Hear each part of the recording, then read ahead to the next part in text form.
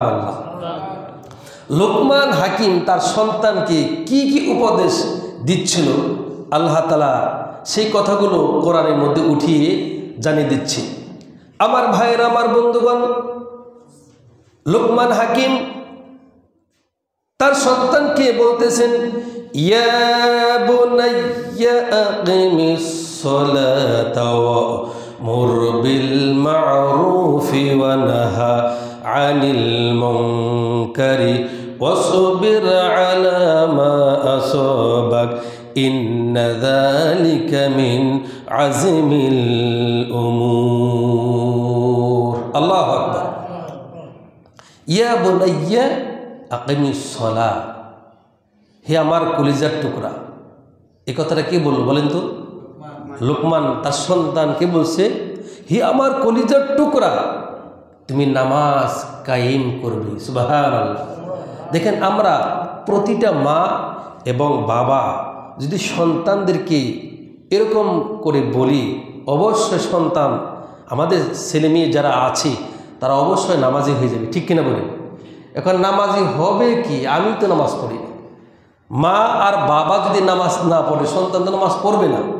তো অনেক ক্ষেত্রে দেখা যায় যে পরিবার থেকে মা বাবা নামাজ না পড়লেও অনেক সময় সন্তানেরা নামাজ পড়ে।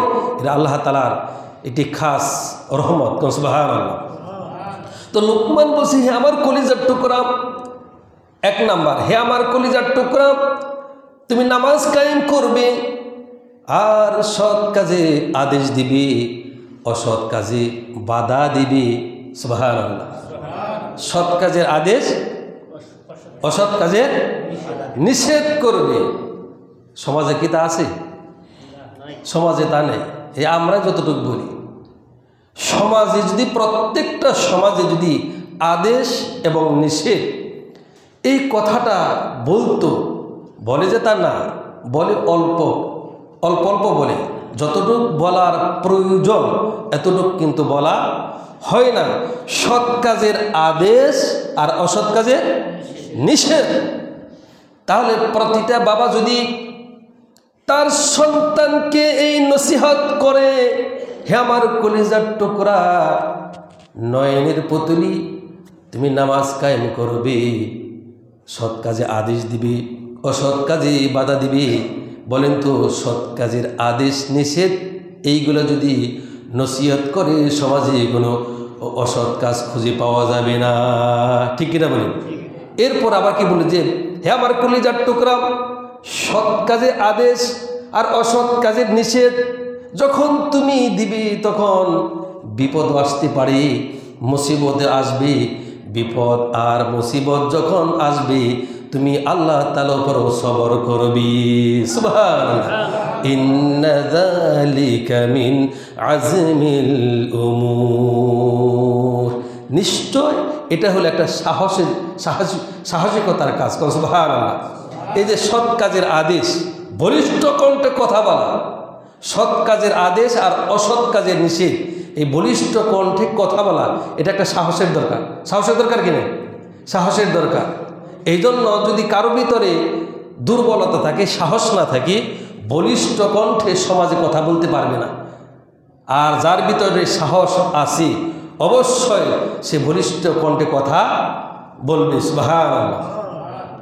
দেখেন আমার ভাইয়েরা, শুধু এই পর্যন্ত ক্ষান্ত থাকেন না লোকমান, তিনি আরো বলছেন, ওয়ালা তুসাইর খাদ্দাকা লিন-নাসি ওয়ালা তামশি ফিল আরদি মারহা ইন্নাল্লাহা লা ইউহিব্বু কুল্লা মুখতালিন ফখুর। আল্লাহু আকবার। লোকমান তার সন্তানকে আরো নসিহত করছে যে, হে আমার সন্তান, তুমি যখন জমিনের উপর চলাফেরা করবে, দাম্ভিকের সাথে, অহংকারের সাথে চলাফেরা করবে না। সুবহানাল্লাহ। অহংকার লোক আছে না আমার ভাইরা? অহংকারকে আল্লাহ তাআলা পছন্দ করেন না। কে পছন্দ করেন না? অহংকারীকে আল্লাহ তাআলা পছন্দ করেন না। লোকমান তার সন্তানকে বলতেছে, আমার সন্তান, তুমি যখন জমিনের উপরে চলাফেরা করবে, অহংকারের সাথে, দাম্ভিকের সাথে চলাফেরা করবে না। দাম্ভিককে, অহংকারীকে আল্লাহ রব্বুল আলামিন পছন্দ করে না। এই অহংকার কেবলমাত্র শুধুমাত্র কি করতে পারে বলেন তো? হ্যাঁ, অহংকার তো পতনের মূল, কিন্তু অহংকার কে করতে পারে? আল্লাহ। বলেন কে করতে পারে? আল্লাহ। একমাত্র অহংকার আল্লাহ তাআলা করতে পারে। আমার ভাইরা, অনেক লোক টাকার অহংকার করে, সবাই কিন্তু না, অধিকাংশ লোক বিদ্যা বুদ্ধির অহংকার করে, চেহারা স্রোত যদি ভালো হয় অহংকার করে, স্বাস্থ্যের অহংকার করে, ক্ষমতার অহংকারী করে, টাকার অহংকারী করে।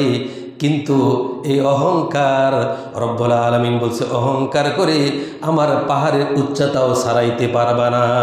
সুবহানাল্লাহ। অহংকারীকে মাটির সাথে মিশিয়ে দেওয়ার মালিক কে বলেন তো? মাটির সাথে মিশিয়ে দিবে। যে কোনো মুহূর্তে, যে কোনো টাইমে, যে কোনো সময় আপনার অহংকারীকে ধূলিসাৎ করে দিতে পারে। এই জন্য অহংকারীকে আল্লাহ তাআলা পছন্দ করে না। দয়ার নবী, মায়ার নবী, বিশ্ব নবী রাহমাতুল লিল আলামিন বলেন, অহংকার কেবলমাত্র সেই করবে, সেই রব্বুল আলামিন করবে যিনি চিরন্তন চিরঞ্জীব, যিনি একভাবে থাকেন, সেই আল্লাহ রব্বুল আলামিন তিনি অহংকারী করবে। বিশ্বনবী বলেছেন, কেউ যদি অহংকারী করলো সেজন্য রব্বুল আলামিনের চাদর নিয়ে টানাটানি করলো। নাউযু বিল্লাহ। আচ্ছা বলুন তো, কোন লোক যদি একজন ছাত্র ছাত্রী যদি শিক্ষকের কোনো জামা ধরে টানে, বেদবি হয় কিনা? কোনো শিক্ষক, কোনো ছাত্র ছাত্রী যদি কোনো শিক্ষত্রীর জামা ধরে টানে, তাহলে এটা কিন্তু বেয়াদবি হয়ে যাবে। এই জন্য কেউ যদি আল্লাহ তাআলার চাদর ধরে টানে, এটা বড় গুস্তাকি হয়ে যাবে, বেয়াদবি হয়ে যাবে, অহংকারী হয়ে যাবে। এই বেয়াদবিকে আল্লাহ রব্বুল আলামিন পছন্দ করে না। আমার ভাইয়েরা, বিশ্বনবী বলেছেন, কেউ যদি অহংকারী করে, যে কোনো বিষয় যদি অহংকারী করে, যে অহংকারী করে সে জানে, তাহলে একটা লাকড়ির মধ্যে যদি আগুন ধরিয়ে দেয়, কি ধরিয়ে দেয়? একটা লাকড়ির মধ্যে যদি আগুন ধরিয়ে দেয়, তাহলে ওই লাকড়িটা জ্বলে পুড়ে শেষ হয়ে যাবে, সারকার হয়ে যাবে। কেউ যদি অহংকারী করে, তার মধ্যে যতগুলো নেক আমল আছে, যতগুলো ভালো কাজ আছে, যতগুলো সৎ কাজ আছে, সব কাজগুলো সব জ্বলে পুড়ে সারকার হয়ে যাবে। কারণ নাউযু বিল্লাহ। এই জন্য সবাই বলে, অহংকারী কে করতে পারে? বলেন কে করতে পারে? আল্লাহ তাআলা। কি সুন্দর উপদেশ। এই জন্য আমি কোরআনে কারিমের যে আয়াতে কারিমা তেলাওয়াত করেছিলাম, ইমানের গুরুত্ব এবং ফজিলত নিয়ে আলোচনা করতেছিলাম। সেই জন্য জান্নাতে যাওয়ার সময় দুইটা জিনিস লাগবে। বলুন তো কয়টা জিনিস? দুইটা জিনিস। এক নাম্বার হলো ইমান। এক নাম্বার কি? ইমান। দুই নাম্বার হলো আমল। দুই নাম্বার কি? আমল।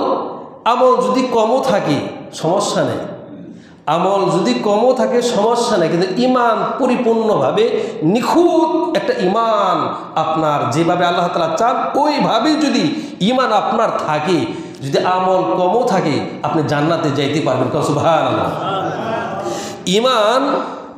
আমার ভাইরা, এই জন্য রব্বুল আলামিন বলছেন, ইন্নাল্লাযীনা আমানু ওয়া আমিলুস সলিহাতি লাহুম জান্নাতুন নাঈম। আল্লাহু আকবার।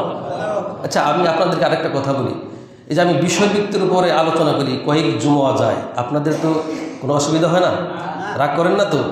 যদি এক জুমায় আলোচনা করি তাহলে আলোচনা কিছু বুঝতে পারবেন না। একটা বিষয় যদি 2, 3, 4 জুমা ধরে আমি আলোচনা করি, তাহলে কিছুটা আইডিয়া আমাদের আসবে। তাই লুকমান, এই সূরা লুকমানের মধ্যে আল্লাহ তাআলা বলছেন, ইন্নাল্লাযীনা আমানু, নিশ্চয় যারা ঈমান আনে। কার প্রতি? আল্লাহ তাআলা প্রতি। যারা ঈমান আনে, আমল করে, নেক কাজ করে, আমালি সলিহ করে, ভালো ভালো কাজ করে। কি কাজ বলেন তো? ভালো ভালো আপনার কাজ করতে হবে, নেক কাজ করতে হবে। এই সব কাজ করলে আপনাকে লাহুম জান্নাতুন নাঈম, নিয়ামতে ভরা সুখ উদ্যান একটা জান্নাত আপনাকে দান করবে। সুবহানাল্লাহ। এই দুনিয়ার জীবনে পৃথিবীতে কেউ বুকে হাত দিয়ে বলতে পারবে যে হুজুর আমি পরিপূর্ণ সুখে আছি? বলতে পারবে? আমাদের মির্জাপুরে একজন, নাম বললাম না, কোটি কোটি টাকার মালিক, হিসাব ছাড়া ব্যাংক ব্যালেন্স কত সেও বলতে পারে না, কিন্তু তার শুধু মেয়ে আছে কিন্তু ছেলেই নেই। কি আছে? মেয়ে আছে কিন্তু ছেলে নেই। অভাব আছে না নেই? অভাব আছে। কিন্তু জান্নাতে কি অভাব থাকবে? জান্নাতে কোনো দুঃখ থাকবে না, জান্নাতে কোনো অভাব থাকবে না, জান্নাতে কোনো অশান্তি থাকবে না, জান্নাতে কোনো অসুখ বিসুখ থাকবে না, জান্নাতে কোনো টেনশন থাকবে না। আচ্ছা বলেন,